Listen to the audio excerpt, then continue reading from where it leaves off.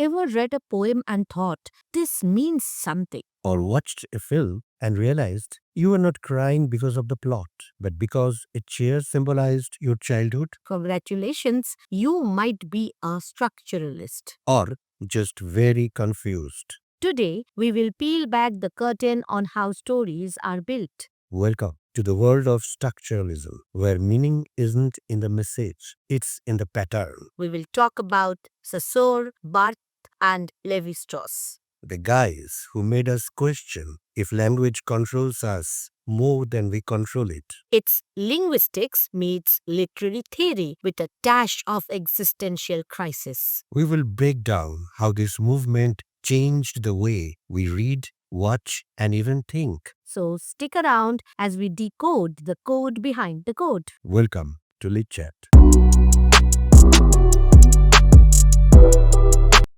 Alright, so let's start at the beginning. Where did this whole structuralism thing even come from? Before we start throwing around names, there's something we need to get clear first. What?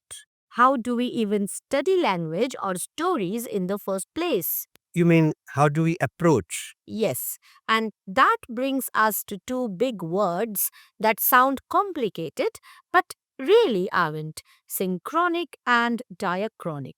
Don't confuse me. Here is the simple version. A diachronic approach looks at language through time, like a timeline. It's about how language evolves. Think historical linguistics. How did Latin become French? So it's like tracking language generation by generation.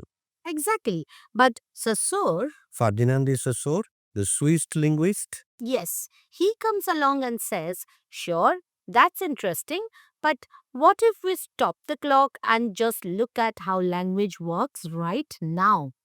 that's the synchronic approach, right? Correct. It's like pressing pause and saying, let's study language as a whole system in the present moment, not as a story, but as a structure. And this shift from diachronic to synchronic completely changes how we think about meaning, right? Yes, because now we are not asking, where did this word come from? We are asking, how does this word work within the system of language today? And this is where Sasso drops a bomb. Meaning isn't fixed to things, it comes from difference. It is not what it is what it is not. Crazy. Saussure said that the meaning of a word doesn't come from what it refers to, but from how it is different from other words. So, cat means cat because it's not dog, bat, or hat. Meaning is about differences, not fixed definitions. So, we don't know for sure what a cat is, but we know it is not dog or bat or hat. Correct. So he flipped the script on how people thought about language. Exactly. Before that, people thought words had a one-to-one link with the real world. Saussure said, nope, language is more like a game and the rules are in the structure. Okay, hold on a second. What exactly do we mean when we say structure? Think of a structure as the rules of a game. In chess, it doesn't matter if your knight is carved from wood or plastic, it still moves in an L shape. Structuralism says we can understand meaning better if we look at those hidden rules instead of just the surface details. Okay. Let's take a really basic example: traffic lights. Yes. Red means stop, green means go. Now think about it. There is nothing naturally stoppish about the color red. We could have picked purple or blue, but within the structure of traffic rules, red only makes sense because it is different from green and yellow. Meaning comes from the system those colors are part of, not from the color itself. So if we all woke up tomorrow and agreed that green means stop and red means go, the system would still work. Yes, because the relationships between the signs and the rules we follow are what create meaning. That's the structuralist way of thinking. Okay, I get it now. So, meaning lies in the system of sign.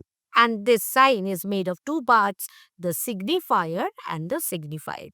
Let me guess.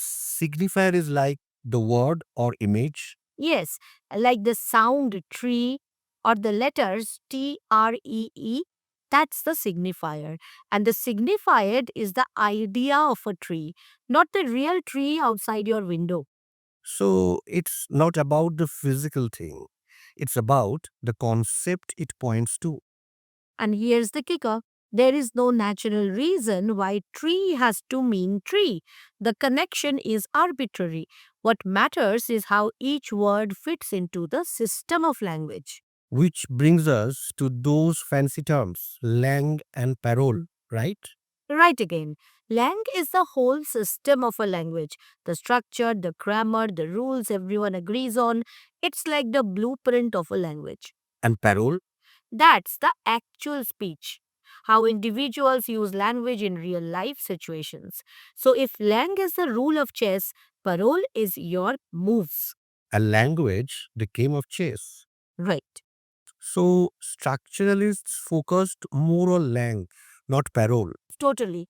They believe that to really understand meaning, you have to look at the whole system, the invisible rules behind the scenes. Parole is messy and personal, but Lang reveals the structure that shapes it all. It's like studying music theory instead of just listening to someone play the guitar. You nailed it. Let's say two people are giving directions to the same place. One says, go straight, take a left at the bakery, and it's right next to the post office. The other says, head north on Main Street, turn west at Oak Avenue, and you will find it near the USPS building. Same destination, totally different delivery. Exactly. Both people are using the same lang, but their parole is unique. One sounds more casual and visual, the other more formal and directional. The system stays the same, but the performance varies. So Saussure gave us the idea that language is a structure of differences, that meaning comes from the system. But how did this idea move beyond just words and grammar? Here comes Claude Lévi-Strauss, the guy who said, hey, what if culture works like a language too? Wait, culture as a language? See, Lévi-Strauss was an anthropologist. Anthropologist, someone who studies aspects of humans in societies, the norms, values, and behavior. Correct. So if Saussure cracked the code of language, Lévi-Strauss wondered, could that same code explain how we live? Crazy. So Lévi-Strauss took Saussure's ideas and applied them to myths and cultural practices. He believed that just like language has structures we don't see, myths and traditions have deep structures underneath them too. So he was decoding the stories. He looked at myths from different cultures and found repeating patterns beneath the surface. He called these binary oppositions, life versus death, good versus evil, nature versus culture. Civilized versus savage, light versus darkness, order versus chaos. Hmm. So, like, the details of a myth might change, but the structure, the conflict, the logic stays the same. Totally. Can you give an example? Let's take Cinderella. On the surface, it's just a rags to riches story. But underneath, it's loaded with binary oppositions. Poor versus rich, beautiful versus ugly. Essence versus appearance, cruelty versus kindness. I have heard this story a million times, but never thought of it like that. That's the structuralist magic. The plot may be sweet and simple, but it's built on deep universal oppositions. And those contrasts are what make it powerful and relatable across cultures. So, Cinderella is a battle between opposites. That's why Levi Strauss would say if you want to understand the meaning of a story, don't just look at what happens, look at what is being opposed. So, Saussure studied the skeleton of language, and Lévi-Strauss studied the skeleton of culture. He made structuralism bigger than words. He showed that meaning itself, whether in a story or a ritual, comes from underlying structures that organize how we think. Okay, so Saussure decoded words and Lévi-Strauss found opposites in myths. Who is next? There's another name that pops up a lot when people talk about story structure. You mean props up? You guessed it right. Vladimir Prop. Pro, the fairy tale guy. While Levi-Strauss was digging into why myths exist, Prop was all about how they work, especially in Russian folk tales. So he was not looking at hidden meanings. Not really. Instead, he looked at the structure of plot. He read hundreds of Russian folk tales and found they all followed the same pattern of events. Like the recipe for storytelling. Exactly. He identified 31 narrative functions, like a villain appears, a hero receives help, a test is given, the hero wins, and so on. And these functions always appear in the same order, even if the details change. So different tales, same skeleton. It's like swapping ingredients but keeping the same cooking method.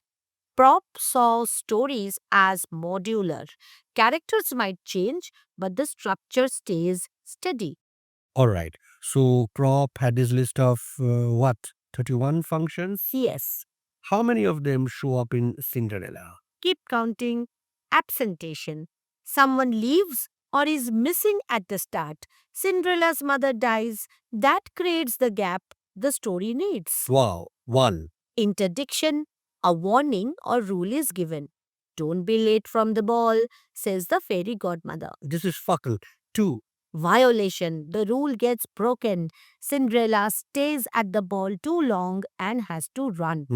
3. Magical 8. Help is given. Glass slippers, carriage, gown, classic magical boost. 4. Recognition. The hero is revealed. The slipper fits. Surprise. It was Cinderella all along. 5. That aha moment. Wedding. The final reward. She marries the prince. Fairy tale ending achieved. 6. Happily ever after. So, you see, it's like Prop created a flowchart for fairy tales. No matter the culture or the setting, stories hit these same beats. And that's why structuralists loved Prop. He showed that even if the details of a story change, the functions often stay the same. Alright, we have gone from Saussure's science to Levi-Strauss's myths and props fairy tale formulas. So where does Rolla Barthes fit into all this? Parts is where things get really interesting. He started out as a structuralist, but later helped open the door to post structuralism. You can think of him as the bridge between the two worlds. So what did he do first? Barth was obsessed with how meaning works, not just in language, but in everyday culture. He looked at things like fashion, advertising, food, even wrestling. He said, these things are full of signs, just like words. So he applied structuralism to pop culture? He did. He called these hidden cultural messages myths. Not myths like ancient gods, but myths like the idea that a red rose automatically means love. These are signs we all accept without questioning them. Wow, amazing. And then comes the game changer. In 1967, Barth wrote his iconic essay, The Death of the Author. He argued that we need to stop treating the author like a god who controls all meaning. What? Why? Seriously? Because once a text is written, it doesn't belong to the author anymore. The meaning doesn't come from who wrote it or what they meant. It comes from how readers interpret it. He said the reader brings the text to life. It's kind of cool, you know. No one will ask, what did the author mean here? You know, Barth even did not like the term author. He replaced it with the word scripter, basically just someone who arranges the words, not someone who controls the message. So a text becomes like a playground for interpretation? It does. It's not a one way message from author to reader. It's a space of multiple meanings, shaped by culture, context, and language itself. Poor authors, knocked off the throne. What's next? Then comes his book, S by Z, in 1970, where he takes structuralism to a whole new level. He analyzes a short story and shows that texts are built on five narrative codes, ways of creating meaning. S by Z? What even is that? S by Z is a super detailed line by line analysis of a short story called Sarrazin by Balzac. But why is it called S by Z? The S stands for Sarrazin, the title of the story, and the Z stands for Zambinella, a mysterious character in the story who plays with gender identity. That opposition, S versus Z, represents the deeper binary tension in the text. But then, Sarrazin also contains the sound Z in the second S, making the conflict even more internal. Interesting. What's the actual story about? Okay, here's the quick version. The story starts at a fancy party. The narrator and his companions spot a strange ghost like old person, creepy, pale, almost inhuman. Naturally, they start gossiping, and the companion says, "Let me tell you the story of Sarrazin." So, flashback. Sarrazin is a passionate young French sculptor in Rome. He's brilliant, dramatic, and totally obsessed with creating ideal beauty. One night, he sees an opera singer named Zambinella and falls completely in love. She's beautiful, delicate, angelic, the perfect muse. He starts sculpting her and fantasizing about marrying her. But here is the twist. Zambinella is not a woman. She is actually a castrato, a man who was castrated in childhood to preserve a high singing voice. And this was a real practice in 18th century Italian opera. Wow. When Sarrazin finds out this, he is horrified. His ideal of beauty shatters. He tries to confront Zambinella, but is killed by guards hired by Zambinella's powerful protector. But what happens at the party? That strange old person at the party? Yep, it's Zambinella. Now old and hidden away in high society. Wow. So, this dramatic and kind of tragic. And Barth loved this story because it's all about unstable identity, illusion versus reality, masculinity versus femininity, all the stuff that challenges fixed meaning. But how does Bath actually break down this in S by C?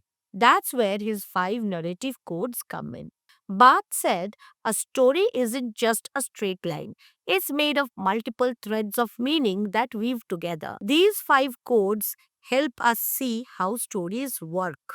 What are these codes? First, the hermeneutic code. This one is all about mystery. It raises questions like who is this? What's going on? What's being hidden? So, like in Sarrazin, when we wonder who that strange old person is. Exactly. That mystery pulls the reader in. Second, the proetic code.